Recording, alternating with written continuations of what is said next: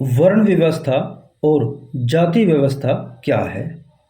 ज्येष्ठ भारत, श्रेष्ठ भारत, अंधकार से प्रकाश की ओर, आओ चलें वेदों की ओर। मैं मुकेश आर्य।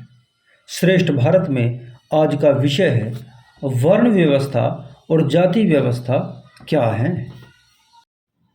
देखिए, जाति व्यवस्था और वर्ण व्यवस्था का सीधा सा अंतर कुछ इस तरह से समझ लीजिए कि वर्ण व्यवस्था व्यक्ति की स्वयं की व्यवस्था है, जबकि जाति व्यवस्था ईश्वर की दी हुई है। क्योंकि जाति, मनुष्य जाति, पशु जाति, पक्षी जाति, ये जातियाँ ईश्वर की देन है, जो प्रत्येक जीव को ईश्वर ने उसके कर्मों के आधार पर दी है। लेकिन वर्ण व्यवस्था कोई भी व्यक्ति, कोई भी जीव अर्थात मनुष्यों की यह वर्ण व्यवस्था मनुष्यों के कर्मों पर आधारित होती है। जो मनुष्य जैसे कर्म करता है वह वैसे ही वर्ण को प्राप्त होता है।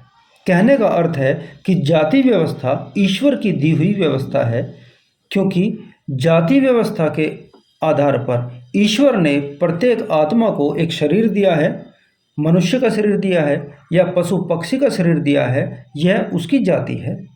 लेकिन वर्ण व्यवस्था, जब कोई जीव मनुष्य अपने कर्म करता है, उन्हीं कर्मों के आधार पर वह अपनी वर्ण की व्यवस्था को तय करता है। जैसे वर्ण, यदि कोई ब्राह्मण का कर्म कर रहा है तो वह ब्राह्मण वर्ण का है, लेकिन यदि कोई क्षत्रिय वर्ण का कार्य कर रहा है तो वह क्षत्रिय वर्ण में जाएगा।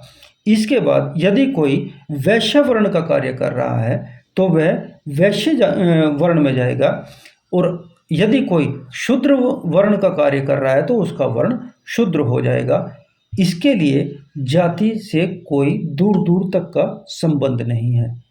जाति का अर्थ कुछ और है, लेकिन आज के समाज में हम लोगों ने जाति का एक अलग ही अर्थ निकाल दिया है, जो जाति का वास्तविक अर्थ नहीं है। वह अर्थ जो जाति का हमने निकाल दिया है वह हमारे कर्म के आधार पर हमारा कर्मकार है, अर्थात जो काम हम करते हैं हमने उसके आधार पर जातियाँ तय कर दी हैं, जो ईश्वर के संविधान के बिल्कुल उलट हैं।